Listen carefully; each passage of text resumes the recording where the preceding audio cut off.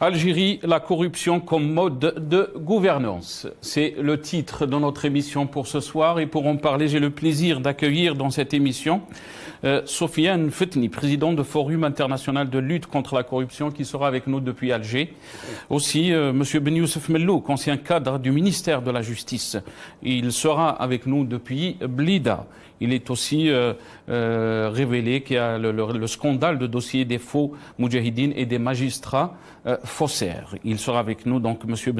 Ben Youssef Mellouk. On aura aussi le plaisir d'accueillir Dr Mohamed Lamine Chiben, médecin. Il sera avec nous depuis Ain Mlila.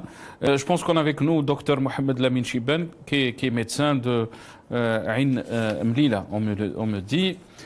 Si Mohamed Chiben, marhaba bik, merci d'avoir accepté l'invitation. Docteur, marhaba bik. Salam alaikum, akhi Nasser. Alaykoum salam wa rahmatullah. Salam alaikum, khoya Nasser. Alaykoum salam, docteur. Je voudrais saluer vos invités et à leur tête. Oui, je vous écoute très bien. Je voudrais saluer votre invité, Ben Youssef Mellouk. Très bien. Je pense qui est vraiment qui a du courage, Et on vous écoute, docteur. Il vous écoute aussi, Ben Youssef Mellouk. Docteur, donc, à l'occasion de cette journée de lutte contre la corruption, comment peut-on décrire ce fléau, ou là, ce phénomène en Algérie?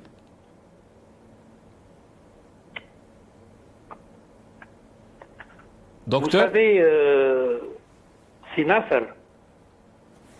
Oui, je vous entends.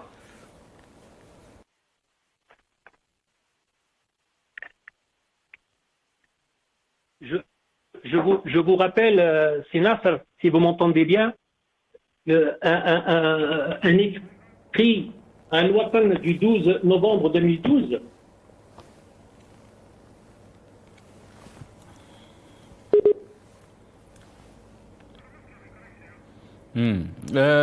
Docteur Mohamed Lamine, je pense qu'on a un petit problème de connexion avec vous, docteur. Ouais. Docteur Mohamed Lamine, on vous a perdu un petit moment. Est-ce que vous pouvez juste redire ce que vous avez dit, donc, parce qu'on n'a pas entendu très bien le début de votre intervention. Tfadal, c'est Mohamed Chiban.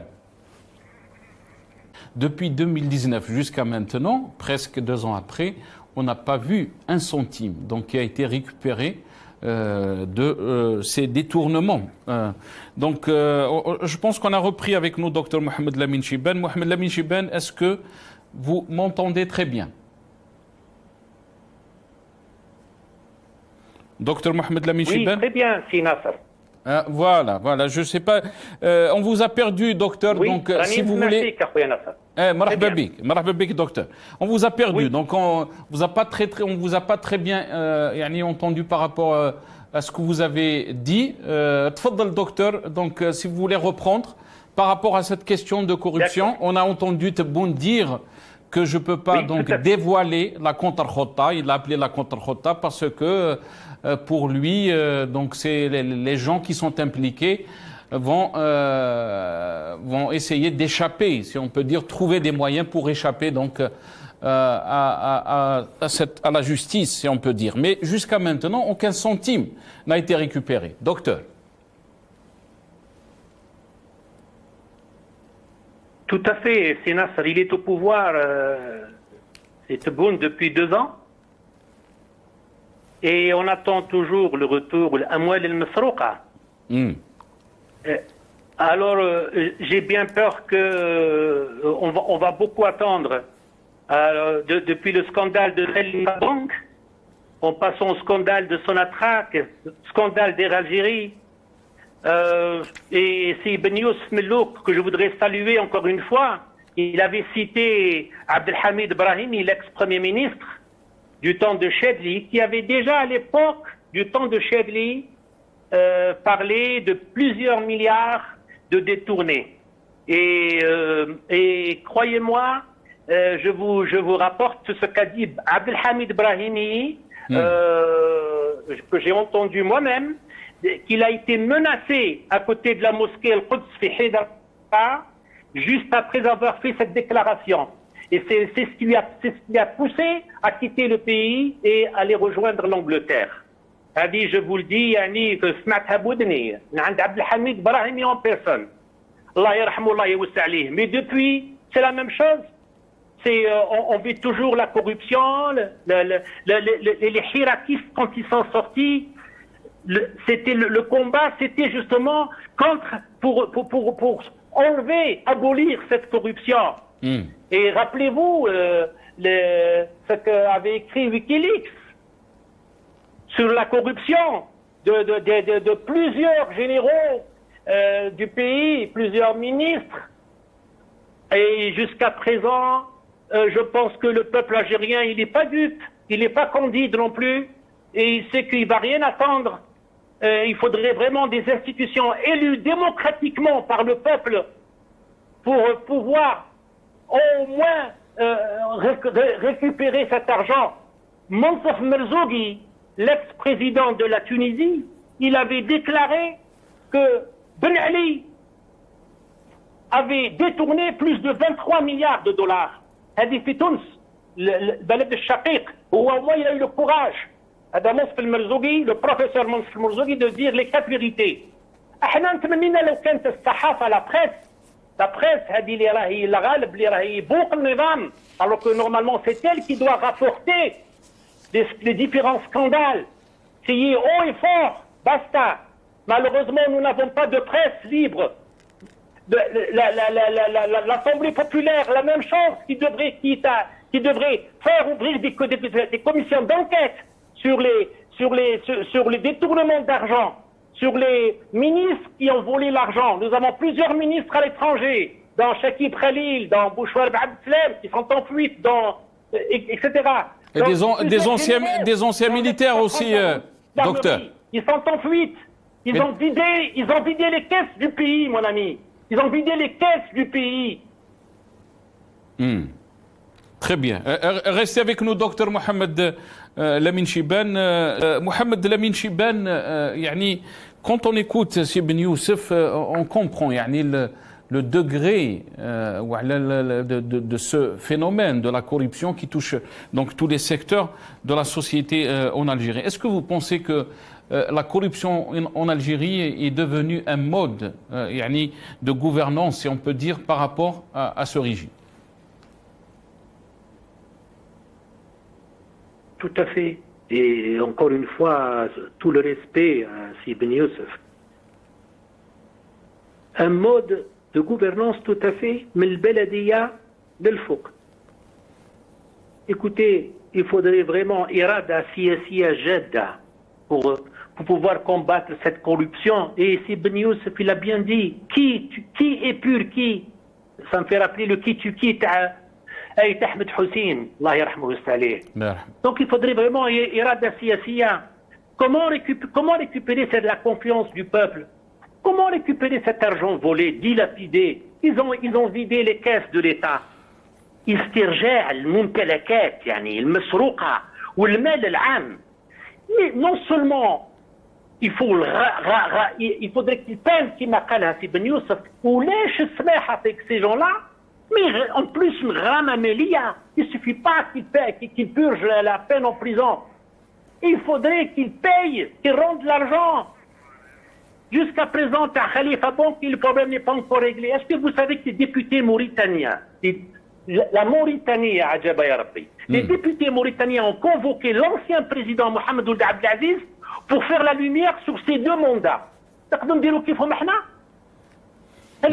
Avec l'ancien président, le FFS, le Front de Force Socialiste, lui qui a participé aux élections, son dernier communiqué, je rapporte ce qu'il dit. Élargissement du fossé de la confiance entre le peuple et les autorités. Cette crise politique a donné naissance à une crise économique et sociale qui ne font que se compliquer. L'absence de solutions réalistes.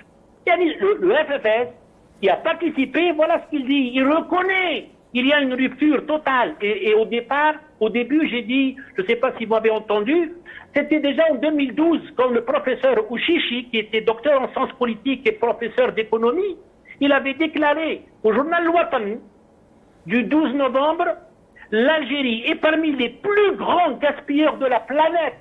Ya ajaba ya Rabbi. Donc, vous voyez, si nous allons reprendre tous ces scandales, comment récupérer l'argent, cet argent volé? Peut-être, des médecins, nous sommes au plein, la 4e vague, des médecins n'ont pas encore reçu leur prime de contagion. Ya ajaba ya Rabbi. Il n'y a pas d'argent. Docteur. Jusqu'à quand on va attendre? Ça fait 2 ans que le président est au pouvoir. Docteur, Tebboune, il avait donc dans la campagne, pendant la campagne électorale, avait parlé de lutte contre la corruption. Mais ces derniers temps, il avait dit que les lettres anonymes, les lanceurs d'alerte, ne seront pas pris en considération, si on peut dire. Yani.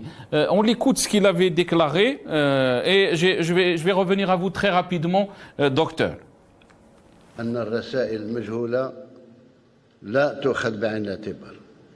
Vous avez écouté docteur Mohamed Lamine Chibane, il y a un recul par rapport donc à cette lutte de corruption qui a été mise en avant, si on peut dire, pendant la campagne électorale.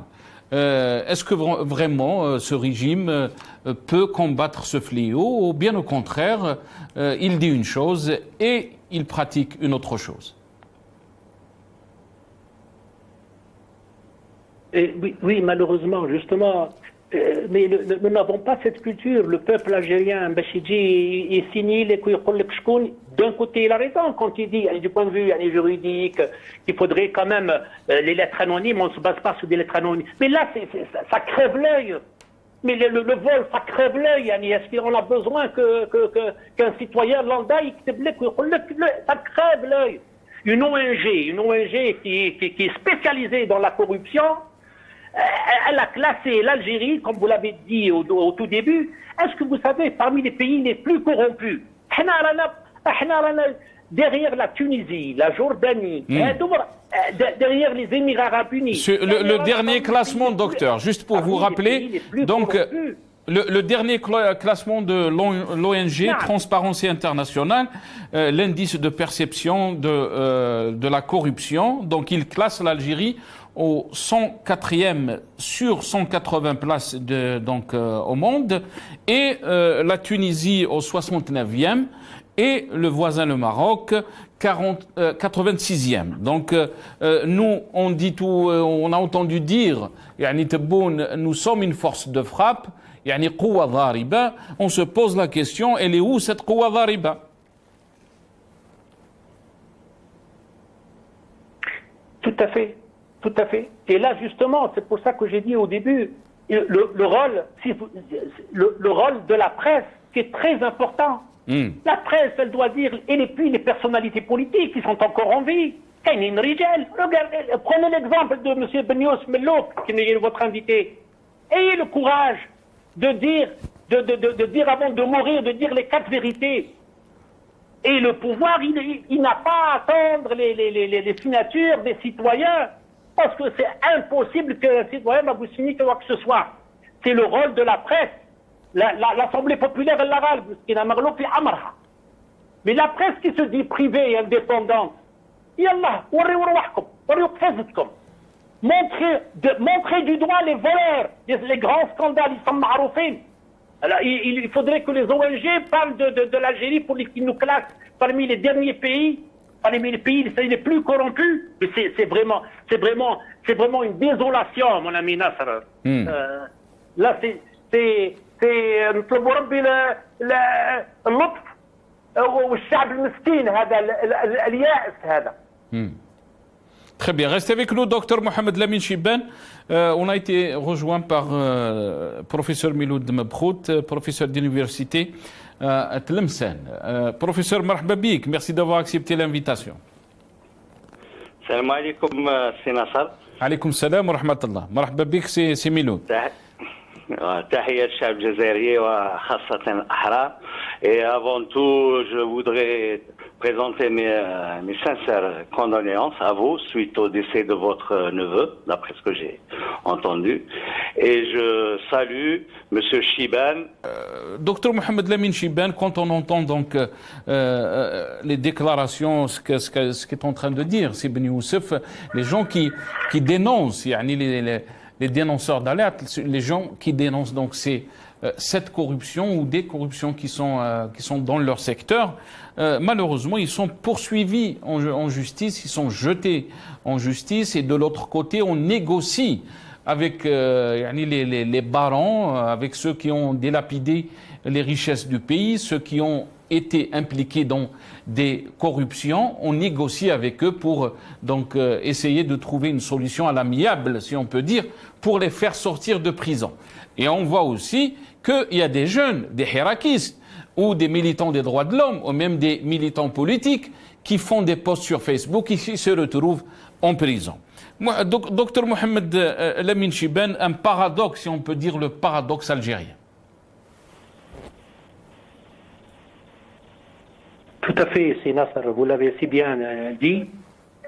D'abord, je voudrais saluer votre invité qui nous a rejoint, c'est Miloud Meprot. Moi, je garde, si vous permettez, comme destour pour moi, ce qu'a dit Émile Zola. Et là, pour que le peuple algérien ait le courage, que je rappelle de Sibn Youssef Mellouk, il faudrait dénoncer, avoir le courage de dénoncer. Émile Zola, il coule une société n'est forte que lorsqu'elle met la vérité sous la grande lumière du soleil. Il faudrait avoir le courage de dire les 4 vérités. Et là, justement,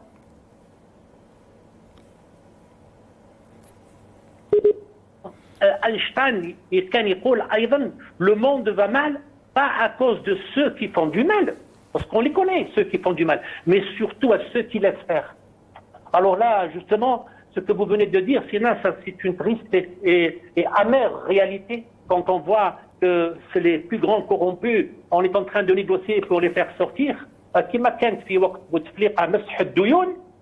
C'était des milliards qu'ils ont pris. Et puis voilà, c'était le décret présidentiel, c'était pas pour les petits paysans qui concernaient, mais beaucoup, ceux qui ont volé, qui ont pris beaucoup d'argent, les banques qui ont dilapidé les banques. Et maintenant, c'est voilà, on essaye la corruption à ceux qui nous ont pris dilapidé l'argent, alors que c'est drahmna, rizqna, melna mel shab. Ils doivent payer, et je le répète, oulesh smeh, c'est Nasser, oulesh smeh, comme le disent les Kabyles, oulesh smeh pour ces gens-là. Ils doivent restituer l'argent, tout l'argent dilapidé, volé, on s'excuse. Comment, subhanallah, un ex-premier ministre qui vendait des lingots d'or في Square pour Saïd, ou on dit, vous êtes un taliq. Mais c'est incroyable, yani. C'est l'argent du peuple, c'est l'argent des futures générations. On est en train d'hypothéquer les futures générations. ما عندناش كنادير ما عندناش un Canadair باش نطفيو النار. Le recteur de la faculté de médecine, le doyen de la faculté de médecine كان يقول لك في la PAC d'Alger سبحان الله ما كانش الماء في les robinets. وأين المال؟ أين مال الشعب وينه؟ Et là, لما جاء هذاك المرسول الرومي لما شاف عمر بن الخطاب قالوا عدلت فأمنت فنمت. وقتاش نوصلوا لهذه لست أدري سي ناصر. Donc on va essayer de traiter cette question très rapidement avant la fin de cette émission. Quels sont les mécanismes? Comment peut-on lutter contre ce phénomène? Docteur Mohamed Lamine Chiban, très rapidement s'il vous plaît, le mot de la fin, et je terminerai avec Miloud Meprot. Docteur, tfaddal. Oui, c'est Nasser. Lequel fadal, khoya Nasser? Le mot de la fin, c'est... J'ai parlé tout à l'heure de certains chefs de partis politiques qui étaient complaisants et qui sont pour justement le pardon envers ces voleurs.